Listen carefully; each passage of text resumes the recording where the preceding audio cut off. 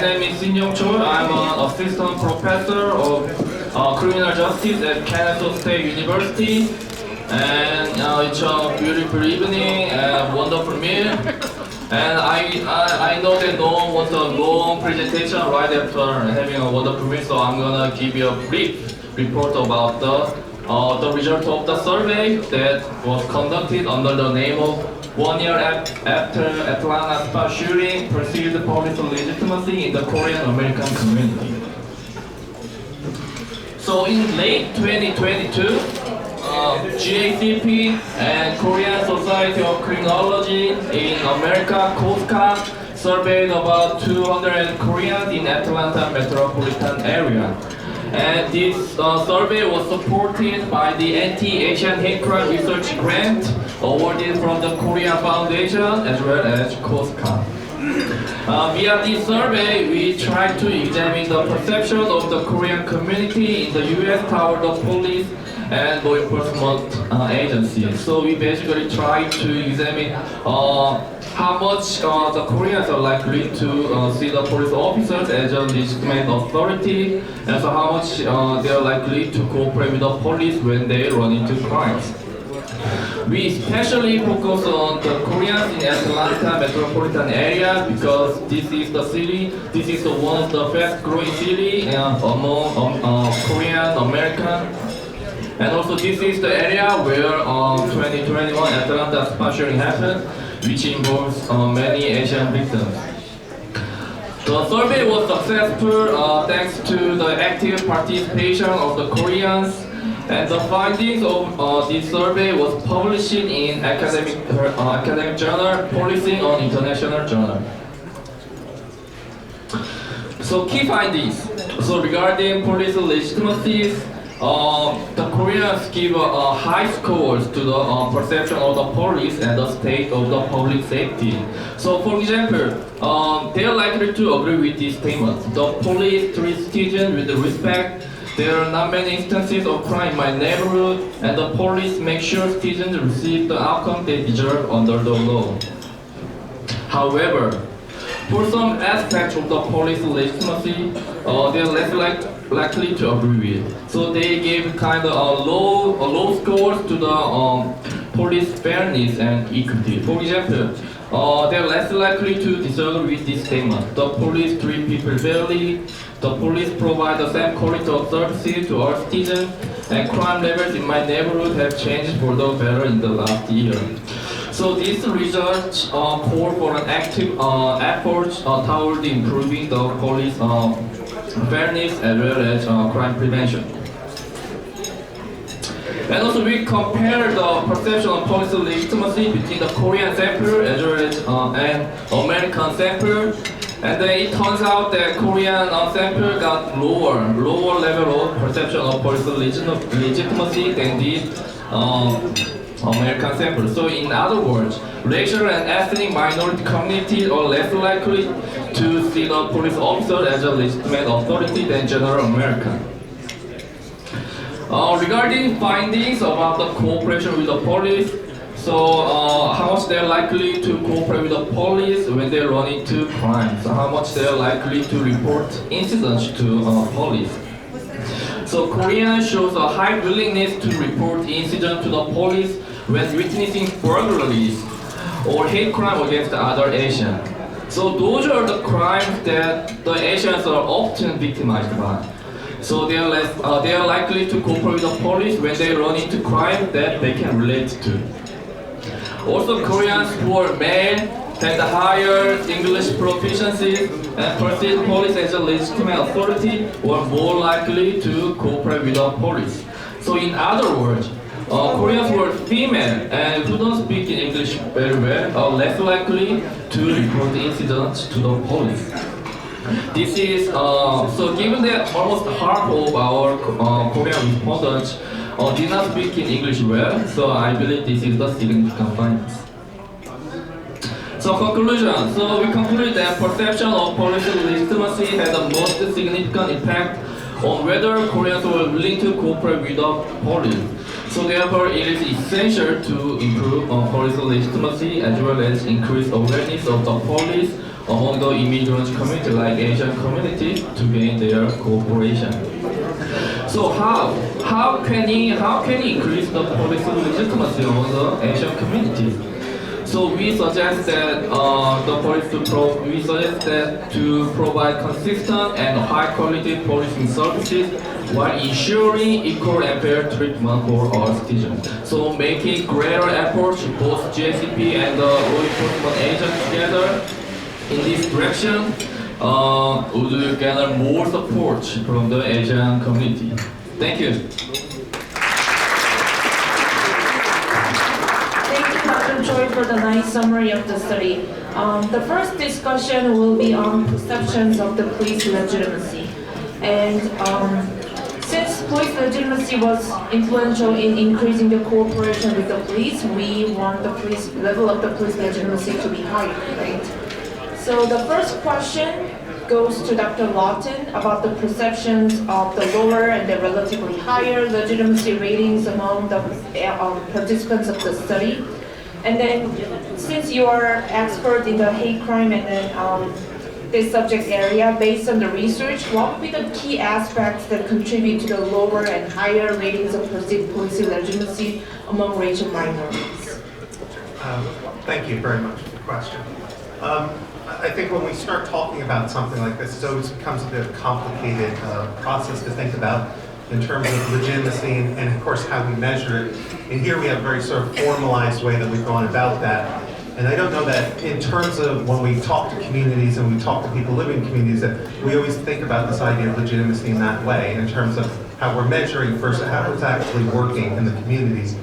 But one of the things I'd just like to say about this very quickly is, of course, looking around this room right now, is one of the ways that we respond to concerns about police legitimacy, which is having outreach efforts where we work with the community, where you have this opportunity where it's not just police talking, it's not just members of the community talking, it's not just business owners talking all amongst themselves, but where we have a dialogue going on. And I think groups like this, organizations like this, and I know this seems like a pretty self-serving answer, but I think this is incredibly important for responding to efforts around this. In part, because one of the things I thought was a really excellent statement that came up before was when the mayor talked about getting the ticket. And the idea of openly accepting the ticket, and in fact telling the officer that that was exactly the right thing to do, is inspiring in one way, in the fact that you have a political member taking full accountability for their actions, but also at the same time, the lesson from that, which is we should all be accountable for our actions. And so the next time we get a ticket, did you do something wrong? And if you did, accept the responsibility for it. I find too often in conversations I have with students, the need to blame someone else for corrective action that's held against them. So it's not their fault, it's that they were targeted. Yes, they were speeding, but everybody was speeding, so why are they being held accountable? And in these situations, we create a dialogue, which I think then gets passed to kids, where we talk about the fact that this accountability is only when it's convenient for us. And when the accountability is held against us, we find a problem with the police in these situations, or any law enforcement. And so I think one of the best ways we can respond to this idea of accountability and the increase in police legitimacy is recognizing the fact that I don't know that there's much more we can talk about the police doing in these regards. We have efforts being made across the country, different agencies. And I think it's time we turn around and think a little bit more about how we increase this legitimacy through efforts made with the community. And I don't know if that really answered your question as well as it should have, but I do think that plays a large part likely in how we're seeing some of these responses here today. Thank you. Thank you for your response.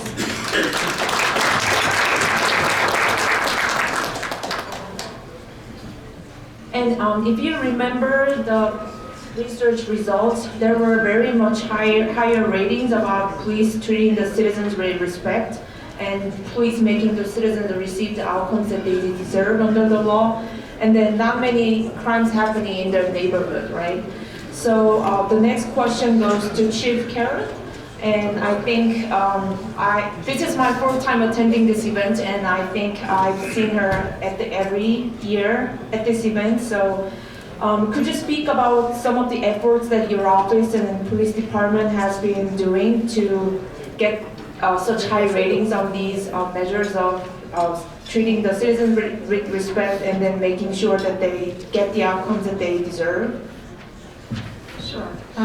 First, thank you for having us here tonight. This event is something that we look forward to, and it's one of the things I'm going to talk about, how we make those connections in the community. So one of the things we work on at our department in building police legitimacy is we place an emphasis on our community outreach programs, and we have several.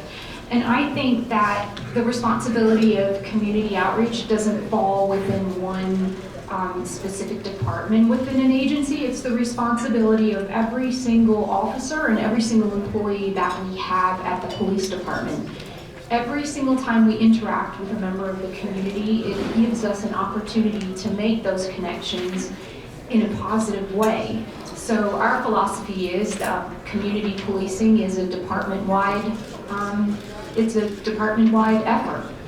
So some of the programs that we implemented over the past few years, we have coffee with a cop, chicken biscuit with a cop, pizza with a cop. You can see a theme here. Food brings people together, and we advertise these events. We put it on our social media, and we also make those calls. I'll call Clayton every time, and say, hey, we're going to have this event, and can you come by? Would you like to join us? And Clayton comes every time. He shows his support every time, and he brings friends with him. Other events, we have Citizens Police Academies. We have those in 2 different languages right now, English and Spanish.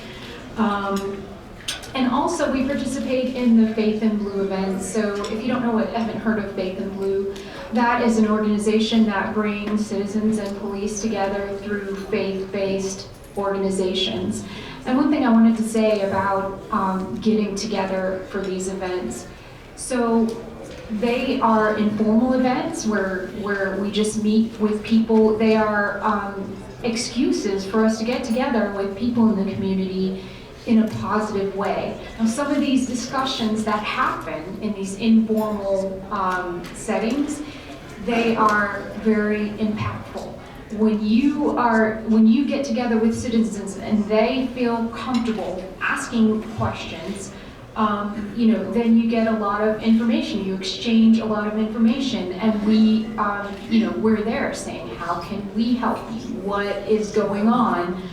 What do you need from us? And so those are the kind of discussions we like to have. We encourage other things.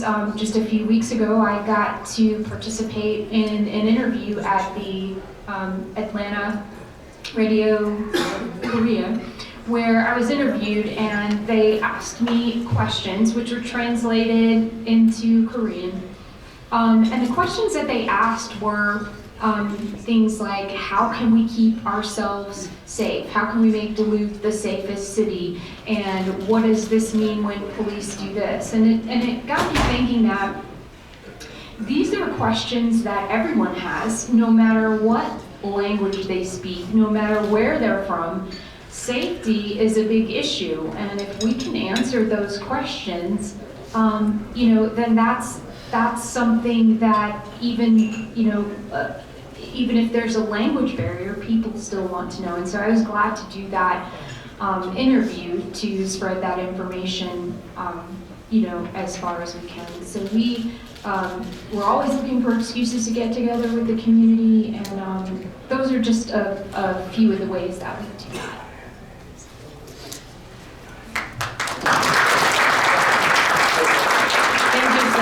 I know that getting the opportunity to come get together with the community takes extra effort, so I really appreciate that. And what I really like about this type of research is that we want to increase cooperation and build a cooperation relationship with the community and the police department and other law enforcement officers, right?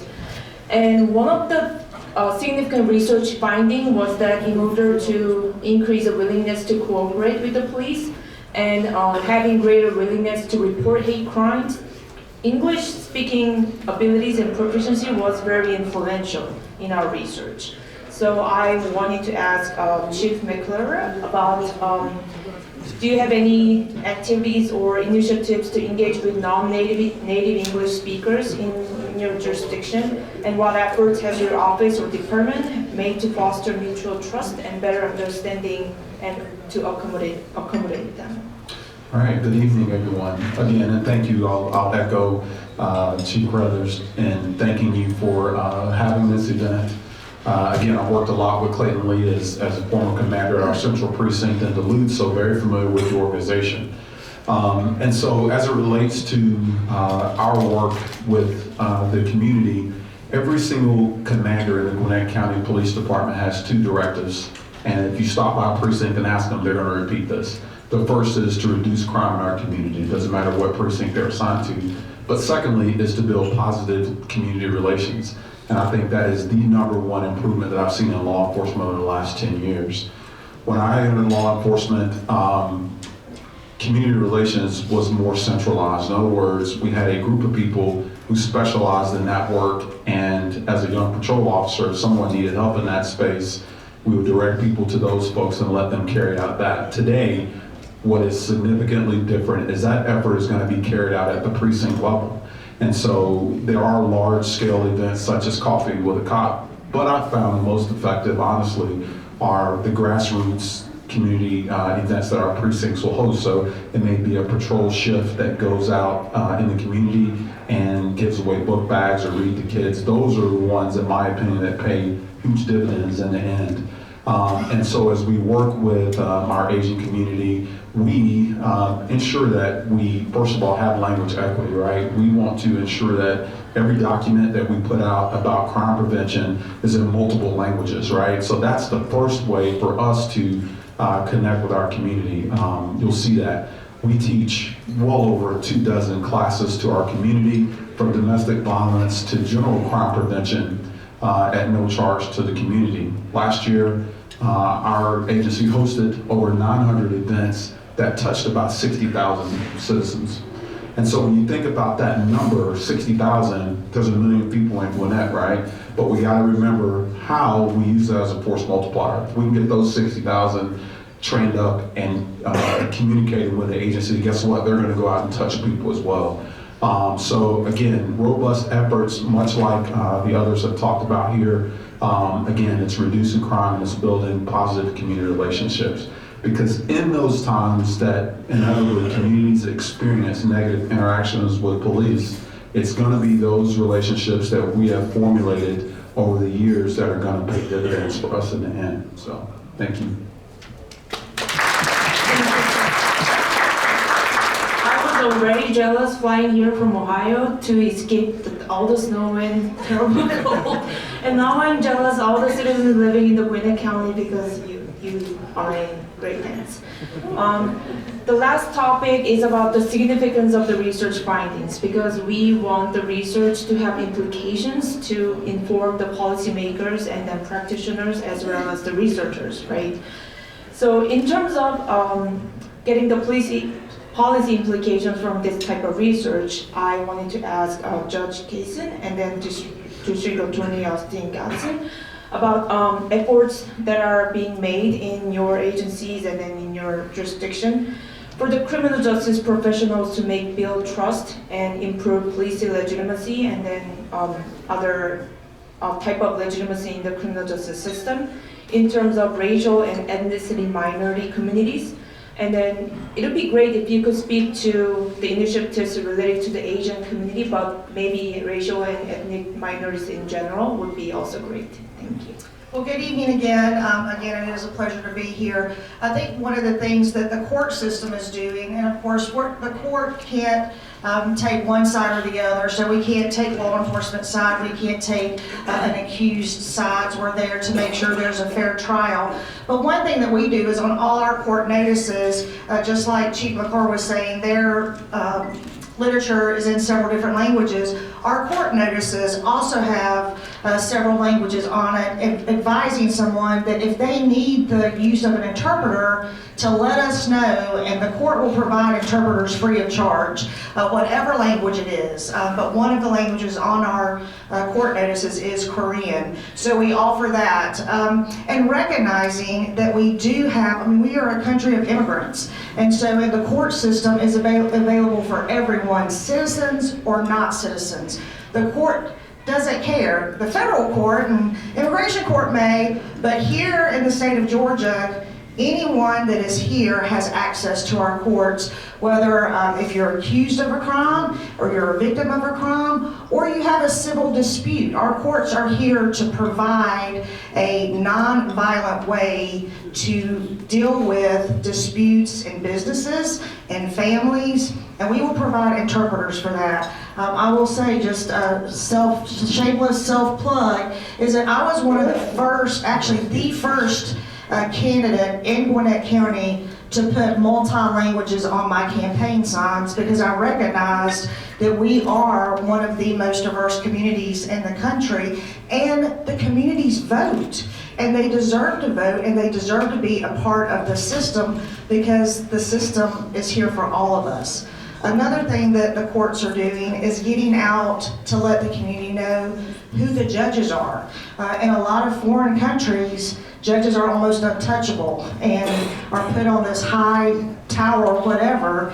And when I go out into the community, and we've done programs through GACP to show we're members of your community just like you are, and we're interested in the same things just like you are, and more judges need to get out to show the community that we're real people wanting the same things. Like Chief Carruthers said, we all want safety, we all want to be able to live, work, and play to the best of our ability. So those are the kind of things that the courts are doing.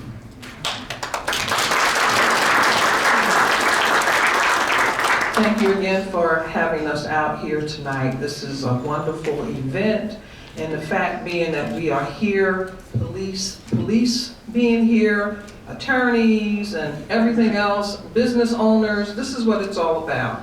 It's about reaching out to the community. When I ran for office in 2020, one promise I made is that I would not be just sitting behind a desk. And we have gone out into the community. That's one thing in my office. They realize that we have to go out. We have to go talk to people. And I think that's so important. I sent some folks out to the public schools to interview students, to get them ready for just being people seeking jobs. And my staff came back, and I believe they got more out of it than those students did. And I think that's what it's all about, just reaching out to the communities and understanding that we are servants of this community. So when anyone has an issue or problem, they reach out to my office. And even if it's not something that we do directly, what I've told everyone in my office, we direct them to where they need to be going. And I think that's imperative, that people understand if they call an office, there's nobody in my office going to say, well, that's not my job. My office is not going to say that. They're going to direct you to where you need to be and who you need to speak with. So I think that's important. And as I said earlier, my office reflects the diversity of this county. I think in my office we have at least folks speaking at least 9 or 10 languages, Han? Is that correct? You remember that list we sent out?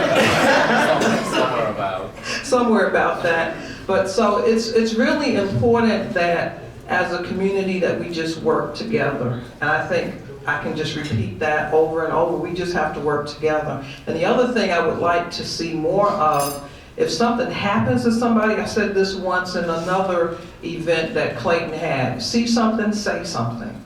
Don't sit back and think that you just have to absorb it. I spoke with some elders in the community not that long ago to talk about some elders that are aging alone in the Korean community.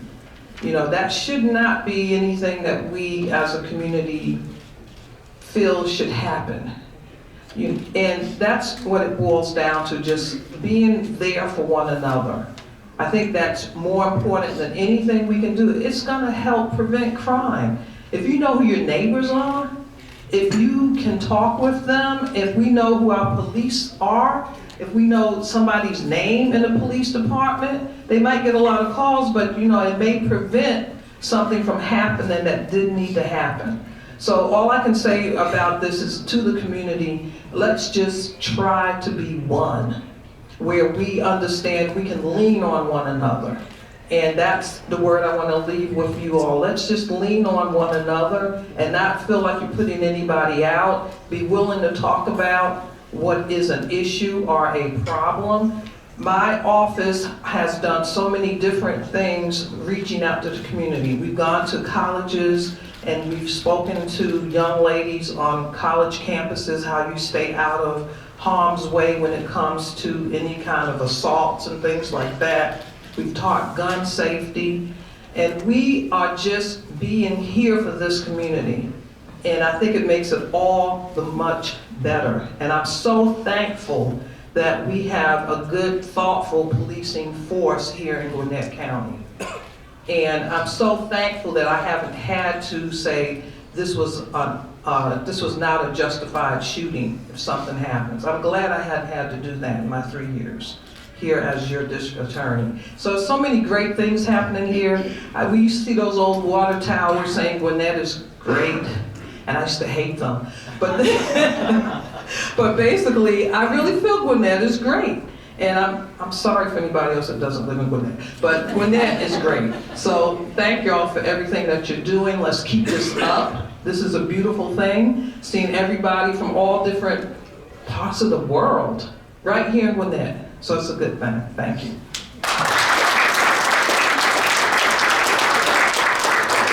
Thank you for your leadership and great responses. And I think the biggest message for this panel discussion today is to stay united and trust each other.